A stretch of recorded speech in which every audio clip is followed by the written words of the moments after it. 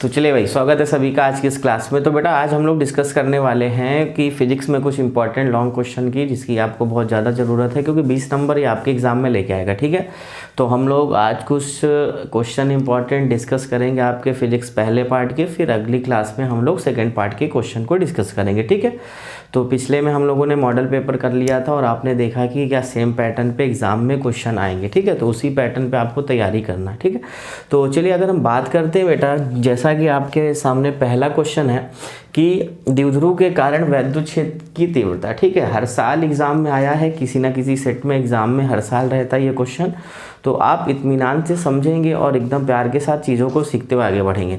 अगर हम बात करें कि यहाँ पे जो क्वेश्चन बनेगा वो बेसिकली आपको दो टाइप से पूछेगा, या तो कभी अक्षीय स्थिति में पूछ लेता है या तो कभी निरक्षीय स्थिति में पूछ लेता है। ठीक है, तो एक एक को देखेंगे, थोड़ा सा स्पीड में चलेंगे। ठीक है, जिससे हम लोग कम समय में ज़्यादा चीज़ों को समझ पाए। ठीक है, बाकी आपने पढ़ रखा है पूरा, एक आप रिवीजन क्लास की तरह इस क्लास को अटेंड करेंगे, जिससे हम लोग कम समय में अधिक चीज़ें सीख पाए। ठीक है, तो अगर हम बात करें सर एक्सीएल पे, तो सिंपल सी बात होती थी कि सबसे पहले एक बेटा द्विध्रुव बनाते थे, -q और +q से जो मिलकर बनता था, उनके बीच की दूरी को क्या बांटते थे, 20 से आधे से L बांटा, और ये हो जाता था हमारा एक वैद्युत द्विध्रुव। ठीक है, फिर इसके कारण अक्षीय स्थिति के लिए हम लोग क्या करते थे बेटा, यहाँ से r दूरी पर अक्षीय रेखा में एक बिंदु P मानते थे, जहाँ पे हमें वैद्युत क्षेत्र के तीव्रता की गणना करनी है।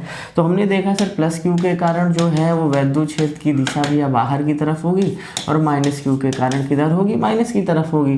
और हमने देखा सर +q से ये कितनी दूरी पर है, तो आपने बोला सर r-l दूरी पर, और -q से कितनी दूरी पर है, तो आपने बोला सर r+l दूरी पर, क्योंकि पता है कि अगर केंद्र तक की दूरी r है यहाँ से, तो l को और जोड़ना है, तो ये दूरी बिंदु क्या मिलेगी, r+l मिलेगी, और ये वाली दूरी बेटा क्या मिल जाएगी, r-l मिल जाएगी। ठीक है, तो इसके बाद आपको करना क्या है, बस थोड़ा सा डिफाइन करना है, +q के कारण, है ना, +q के कारण वैद्युत क्षेत्र, है ना, +q के कारण वैद्युत क्षेत्र E1 मान लेना, और अपने को पता है क्या हो जाएगा, KQ अपॉन ये हो जाएगा r की जगह कितना है बेटा, r-l का whole square, equation first. k का मतलब समझ रहे हो, 1/4πε0 रखना है। ठीक है, फिर उसके बाद अगर हम बोले -q के कारण भी आपको क्या करना है, यहाँ कंसीडर करना E2, और यहाँ पे आप कहेंगे सर KQ, और -q से दूरी कितनी है, r+l का होल स्क्वायर है। आप डायरेक्शन दिखाना चाहो तो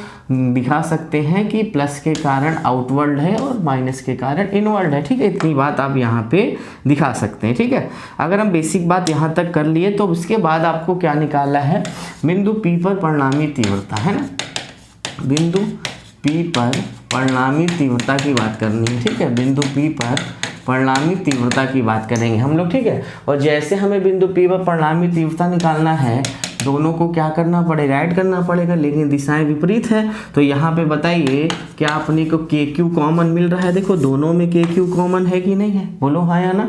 तो यहाँ से क्या बचा, एक तरफ बचेगा r-l का होल स्क्वायर, और ये हो जाएगा माइनस, और यहाँ क्या बचेगा बच्चा, r+l का होल स्क्वायर। बोलो यहाँ तक बात क्लियर है। तो ये हो जाएगा KQ, एलसीएम लोगे a-b a+b a² - b², और दोनों पे स्क्वायर है तो इसका होल स्क्वायर।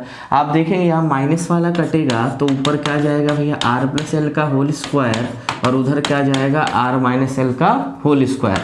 तो यहाँ पे इक्वल्स टू KQ a+b का होल स्क्वायर से तोड़ो, a² b² + 2ab, माइनस का गुणा कराते चलना, a² + b², है ना, -2ab होता है लेकिन माइनस से गुणा होगा तो +2ab हो जाएगा, और यहाँ पे r² - l² का पावर होल स्क्वायर। बताइए r² से r² कट जाएगा, l² से l² कट जाएगा, तो यहाँ से बचा क्या, आप देखिए KQ 2rl क्या हो जाएगा, 4rl हो जाएगा, और l क्या है, r की तुलना में बहुत ही छोटा है, तो हम लोग l² को क्या मान लेते हैं, नगण्य कर देते थे। यहाँ पे आया था r की पावर 4, ये r से ये r एक कैंसिल हो जाएगा, तो बेटा बच क्या रहा है, इधर हम लोग देख सकते हैं। ठीक है, यहाँ पे तो अपने को बचा क्या, यहाँ पे इक्वल्स टू क्यूब, और इसको हम क्या लिख सकते हैं 2 इंटू 2l है ना, 4l को क्या लिख सकते हैं 2 into 2l upon R cube, और यहाँ पे आपको पता है बेटा q इंटू 2l क्या हो जाएगा p, तो ये हो जाएगा k 2p upon R cube, या तो इसी को हम ऐसे लिख सकते हैं 1/4 pi epsilon not 2p upon R cube. ठीक है, 5 नंबर में ये डेरिवेशन एग्जाम में आ चुका है आपके पिछले साल ही, तो इस बार भी किसी ना किसी सेट में टकराएगा ये क्वेश्चन। ठीक है, तो आप जल्दी से एक बार स्क्रीनशॉट ले लीजिए, फिर हम आगे बात करते हैं। ठीक है, चलिए आइए, उम्मीद करते हैं आपने नोट कर लिया होगा। ठीक है, आइए अब बात करते हैं आगे। अब बेटा दूसरी बात जो बनेगी यहाँ पे द्विध्रुव के कारण निरक्षीय स्थिति पे बात करते हैं हम लोग। ठीक है, तो वो भी काफ़ी इंपॉर्टेंट है। तो आइए देखते हैं कि द्विध्रुव के कारण हम लोग बेटा निरक्षीय स्थिति पे कैसे आप वैद्युत क्षेत्र की तीव्रता की गणना करते हैं। ठीक है, आइए इत्मीनान से समझेंगे। ठीक है, सिंपल सी बात होगी सरकार, यहाँ पे सिंपल सा है ना, एक द्विध्रुव बनाओ पहले, -q + q, और यहाँ से बेटा ये दूरी कितनी थी केंद्र से l, और ये दूरी कितनी माना था बेटा l माना था।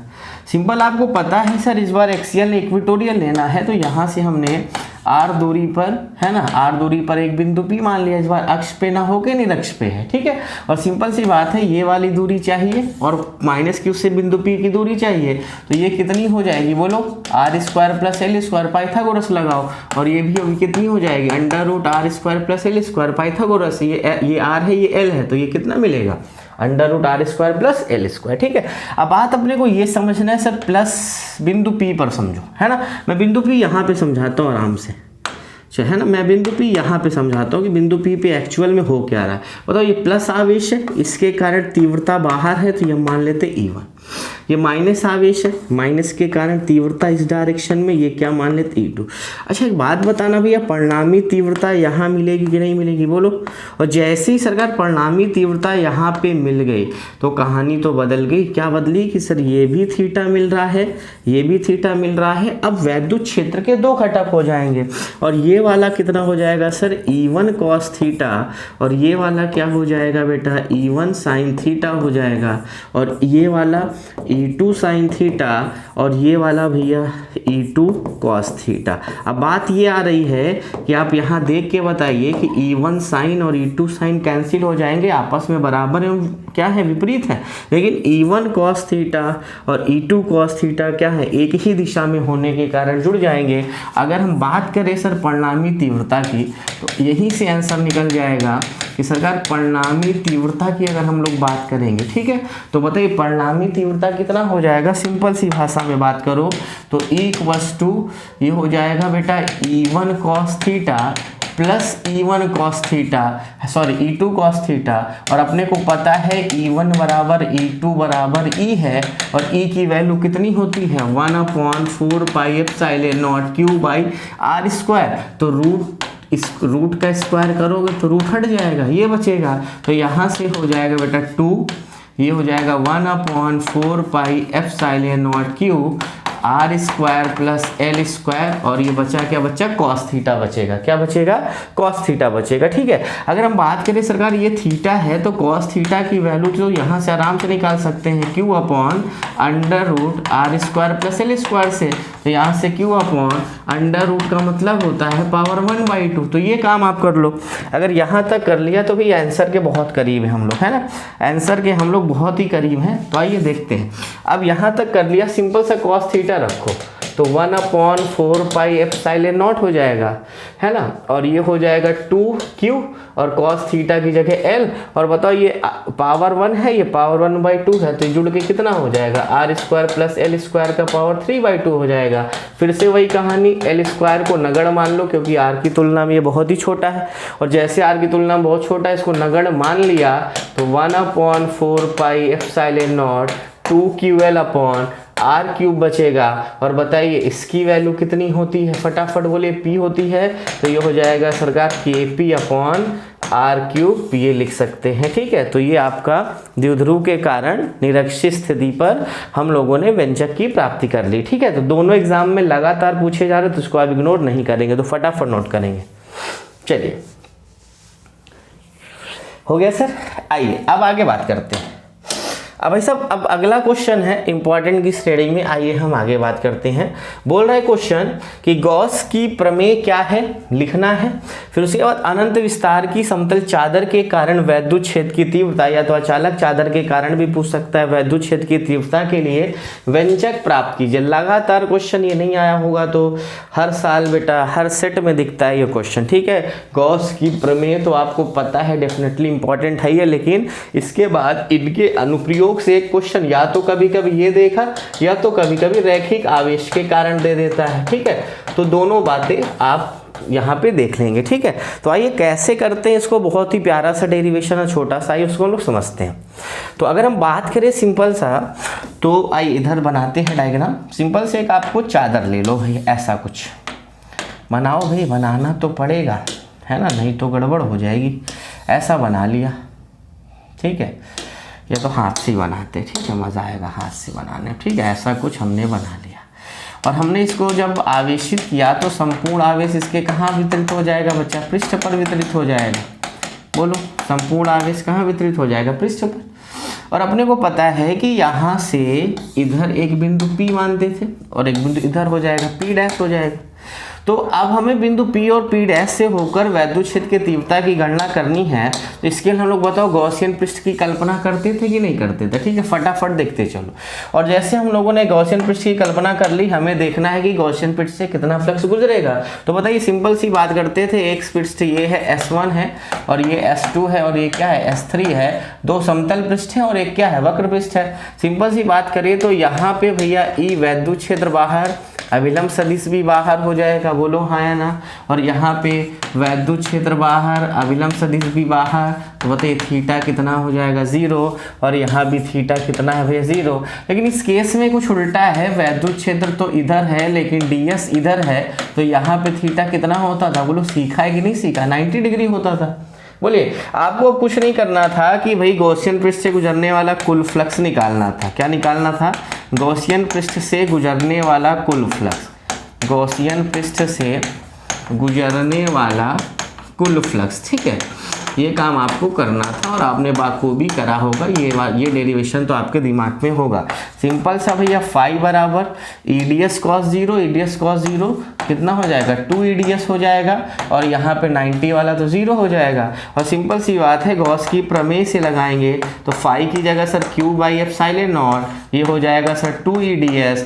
और अपने को एक बात तो बहुत अच्छे से पता है कि सिग्मा इक्वल टू होता है सर Q/ds। क्या हो जाएगा, सिग्मा इक्वल टू Q/ds, तो Q इक्वल टू बेटा हो जाएगा सिग्मा ds, है ना। तो आपको ये दिख रहा है सर Q की जगह क्या लिख देंगे, सिग्मा ds, और ये हो जाएगा 2 EDS, ds से ds कैंसिल, तो E निकालना है तो σ/2ε0। बहुत ही प्यारा सा डेरिवेशन और बहुत ही छोटा सा, ठीक है। तो आप इसको आराम से नोट कर सकते हैं, ठीक है।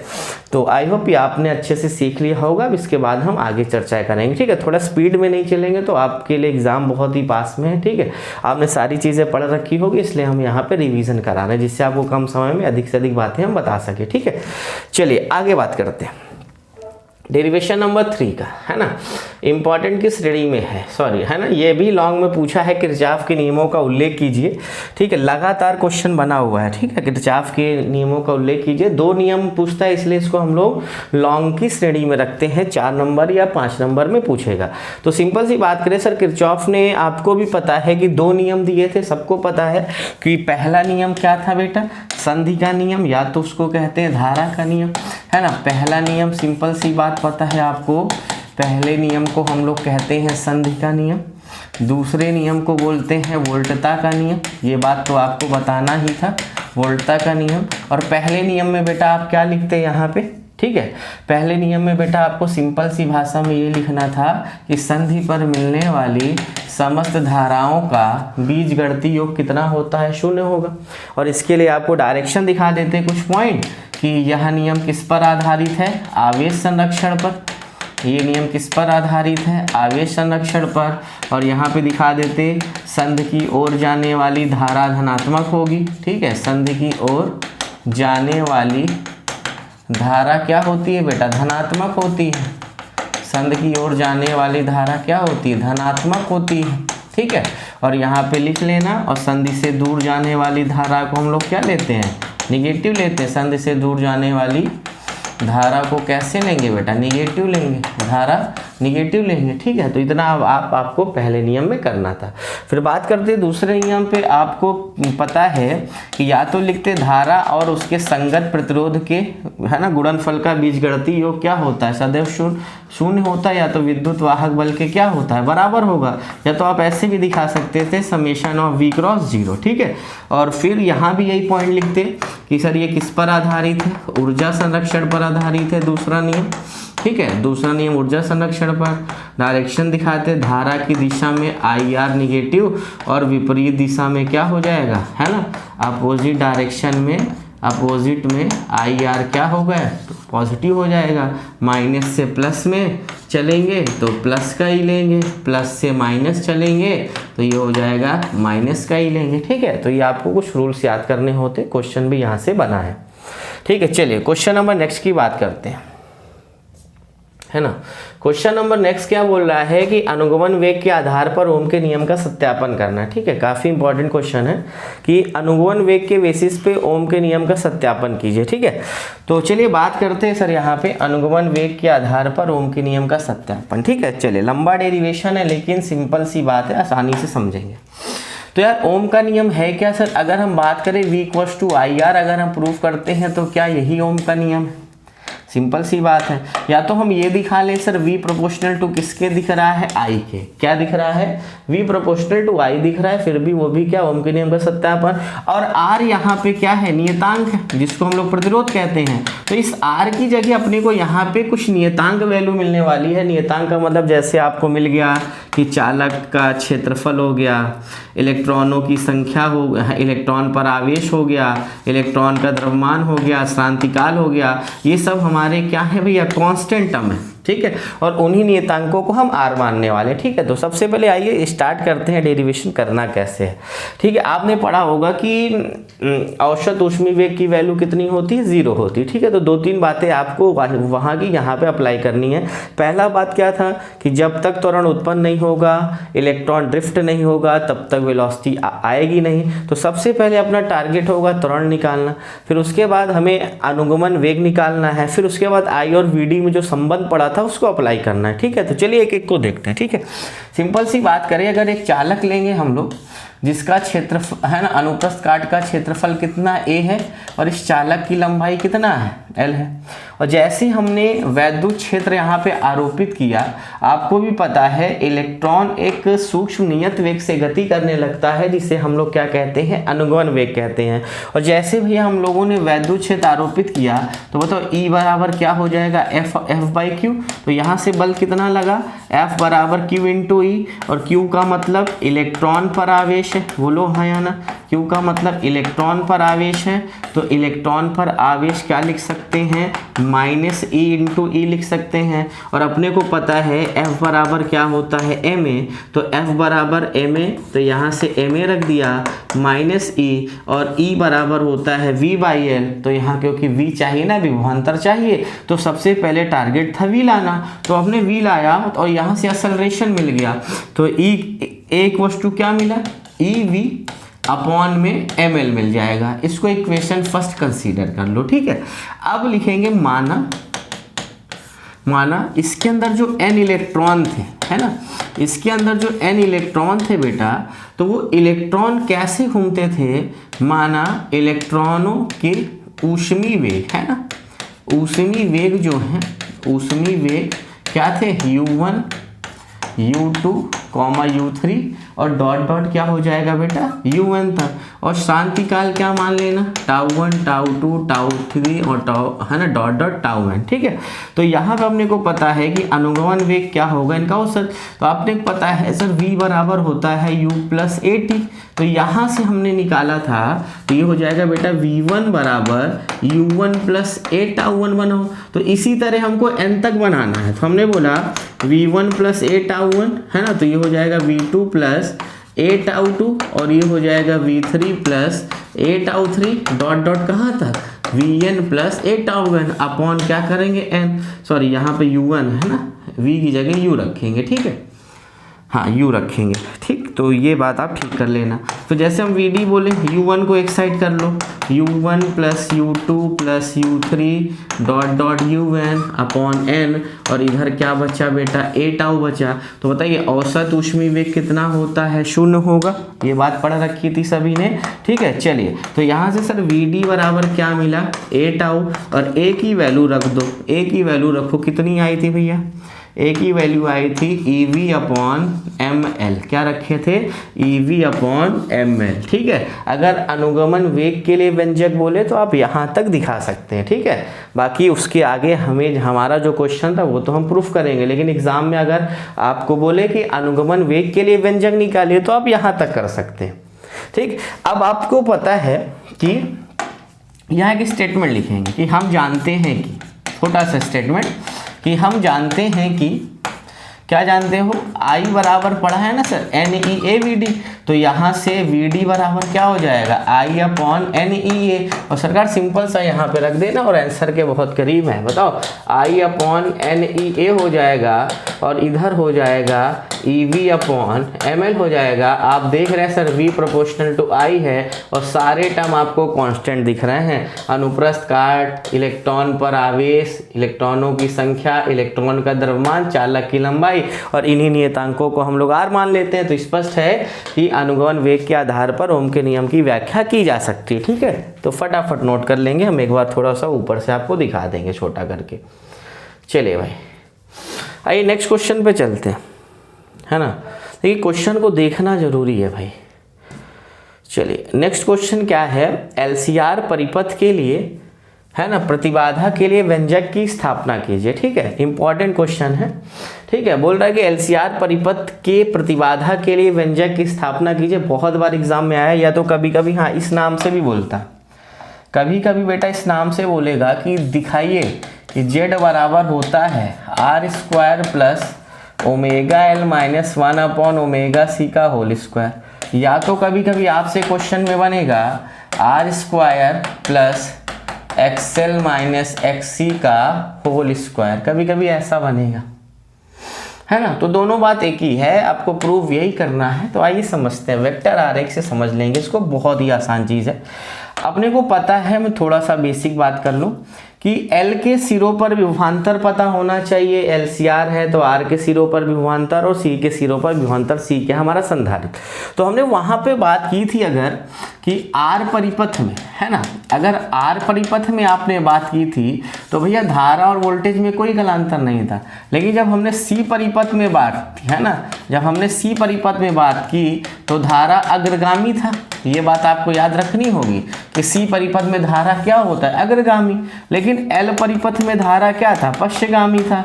L परिपथ में धारा क्या होगा बेटा, पश्चगामी था। तो जाहिर सी बात है अगर धारा पश्चगामी है तो वोल्टेज अग्रगामी होगा, और यहाँ पे धारा अग्रगामी था तो वोल्टेज क्या होगा, पश्चगामी होगा। उल्टा जस्ट बोलो, यहाँ पे क्या हो जाएगा, यहाँ पे है ना पश्चगामी था तो वोल्टेज बेटा क्या हो जाएगा, अग्रगामी हो जाएगा। बोलो हाँ या ना, ये बात क्लियर भी कि नहीं भाई। तो सिंपल सी बात अगर हम कर रहे हैं तो आइए सिंपल सी बात करेंगे। तो भैया सबसे पहले एक L परिपथ, C और R, ये काम तो आपको करना ही है। और यहाँ पे हमने जोड़ दिया AC सोर्स के साथ जोड़ेंगे, है ना, बैटरी नहीं AC के साथ जोड़ेंगे हम लोग। यहाँ पे AC स्रोत हमने जोड़ दिया, ठीक है। तो ये आपको सिंपल सी भाषा पता चल रही है, L है, ये C है, ये R है, और यहाँ का समीकरण क्या है, V बराबर V0 साइन ओमेगा t। तो सिंपल सी बात है, R के सिरों पर विभवांतर लिखो पहले, R के सिरों पर विभवांतर, है ना, R के सिरों पर विभवांतर कितना हो जाएगा, V0 साइन ओमेगा t, ठीक है। L के सिरों पर भी विभवांतर V है। बताओ L क्या था, धारा पश्चगामी थी, तो वोल्टेज कितना अग्रगामी था। जितना धारा पश्चगामी होगी, धारा π/2 कलांतर पक्षगामी था तो वोल्टेज π/2 कलांतर अग्रगामी हो जाएगा। और इसी तरह C के सिरों पर विभवांतर VC, ये हो जाएगा V0 sine omega t minus π/2 हो जाएगा। बोलो हाँ या ना। तो अगर हम बात करें सर आगे, तो सिंपल सी बात यहीं पे कहानी खत्म हो जाती है। तो अगर हम इनका आरेख बनाएं तो सिंपल सी बात है, इधर VR होगा, इधर हो जाएगा VL और इधर क्या हो जाएगा VC। देखो, लेकिन अब परिणामी लेना है तो हमने मान लिया ये फाई कलांतर है, तो ये वाला कितना होगा VL माइनस VC। तो परिणामी यहाँ से क्या मिल रहा है भाई, सिंपल सी बात है, VR का स्क्वायर और VL माइनस VC का होल स्क्वायर, और VR की जगह IR का स्क्वायर, ये हो जाएगा IXL का होल स्क्वायर, ये हो जाएगा IXC का होल स्क्वायर। तो सिंपल सी बात है, सॉरी सब यहाँ पे दोनों का होल स्क्वायर लगा दो, ठीक है। तो यहाँ से I स्क्वायर कॉमन हो जाएगा तो बाहर आ जाएगा, तो under root R square plus XL minus XC का होल स्क्वायर, और यही क्या है, Z है परिपथ की प्रतिबाधा, ठीक है। Z को ही बोलते हैं R square plus XL minus XC square, ठीक है। या तो इसी को ऐसे भी लिख सकते हो, XL बराबर ओमेगा L और XC बराबर 1/ओमेगा C, ठीक है। तो चलिए भाई, तो ये कुछ इंपॉर्टेंट क्वेश्चन थे, तो आप यहाँ पे इतना नोट करेंगे, ठीक है। इसके बाद मैं 2-3 थ्योरी वाले क्वेश्चन आपको बता रहा हूँ, आप उसको देख लेंगे। जैसे आपको मैं बताऊँ, ट्रांसफार्मर की रचना एवं कार्यविधि देख लीजिएगा, आप लोग पढ़ लीजिएगा, है ना। इंपॉर्टेंट की श्रेणी में रखा जाता है, मैं यहाँ लिख दे रहा हूँ, तो इन क्वेश्चन को भी आप यहाँ पे देख लेंगे, ठीक है। एकदम थ्योरेटिकल है। ट्रांसफार्मर की रचना मतलब डायग्राम बनाना है एवं कार्यविधि को समझाइए, ठीक है, एवं कार्यविधि को समझाइए, ठीक है, ये वाला बात। और इसके बाद एक क्वेश्चन और है आपका, जैसे है ना, अन्योन प्रेरण हो गया, ठीक है। मैं कुछ इंपॉर्टेंट क्वेश्चन लिख रहा हूँ, इसको भी आप ध्यान देंगे। अन्योन प्रेरण, स्वप्रेरण, ठीक है, अन्योन प्रेरण स्वप्रेरण की परिभाषा हो गई, ठीक है। अन्योन प्रेरण स्वप्रेरण की परिभाषा हो गई ये। और इसके बाद एक डेरिवेशन और आपके लिए होमवर्क है, इसको कर लेना। समांतर धारावाही चालक पर लगने वाला बल, इसको देख लेना, होमवर्क नहीं है, इसको आप इंपॉर्टेंट की श्रेणी में देख लेना। समांतर धारावाही चालक पर लगने वाले बल, है ना, समांतर धारावाही चालक पर, या तो 2 समांतर धारावाही चालक पर लगने वाला बल, ठीक है। इसका जो फार्मूला आता है काफ़ी इंपॉर्टेंट है ये, सर एग्जाम में आ सकता है। तो इसका जो फार्मूला आएगा μ0 I1 I2 L/2πr, ठीक है, ये वाला आप देख लेंगे, ठीक है। तो अगली क्लास में हम इनके डेरिवेशन भी लेके आएंगे, ठीक है। तो आज की क्लास यहीं तक रखते हैं, अगली क्लास में हम इन चारों की बात करने वाले हैं, ठीक है। मैं आपको बता दे रहा हूँ अगली क्लास में क्या हम लाएंगे, है ना। सबसे पहले तो हम चुंबकीय क्षेत्र के क्वेश्चन लेके आएंगे विथ न्यूमेरिकल के साथ, क्योंकि यहाँ से क्वेश्चन बन सकता है। और चैप्टर नंबर 6 के हम न्यूमेरिकल लेके आएंगे, क्योंकि वहाँ से एक न्यूमेरिकल, है ना, 3 नंबर में आपको डेफिनेटली वहाँ से पूछेगा ही पूछेगा। 3 नंबर में डेरिवेशन वहाँ पे डेरिवेशन नहीं आते, न्यूमेरिकल कंफर्म है कि वहाँ से न्यूमेरिकल आएगा, ठीक है। और जैसे AC के न्यूमेरिकल में दिक्कत हो रही होगी आपको, सर है ना, प्रत्यावर्ती धारा के क्वेश्चन कैसे करें, तो अगली क्लास हमारी होगी ये 2-3 जो इंपॉर्टेंट डेरिवेशन है, ठीक है। अभी फिजिक्स के पेपर में टाइम है, तो आप एक दिन में इतना रिवाइज कर सकते हैं, छोटी छोटी वीडियो, ठीक है। तो अगली क्लास में हम न्यूमेरिकल लेके आएंगे बेटा, और इंपॉर्टेंट डेरिवेशन लेके आएंगे फिर से, ठीक। फिर इसके बाद जो हमारी क्लास होगी वो पूरा सेकंड फिजिक्स की होगी, पूरा का पूरा सेकंड फिजिक्स बेटा एक क्लास में होगा। जितने भी इम्पॉर्टेंट टॉपिक होंगे सारे टॉपिक की डिस्कस हम लोग विथ न्यूमेरिकल करेंगे, एक क्लास उसकी होगी लंबी, थोड़ा 2 से 2.5 घंटे की क्लास होगी, ठीक है। तो आज की क्लास हम इतना ही रखते हैं, आप अपने दोस्तों को ज़रूर शेयर करिएगा, ठीक है। तो पसंद आए तो कमेंट लाइक शेयर बना रहना चाहिए, प्यार आपका।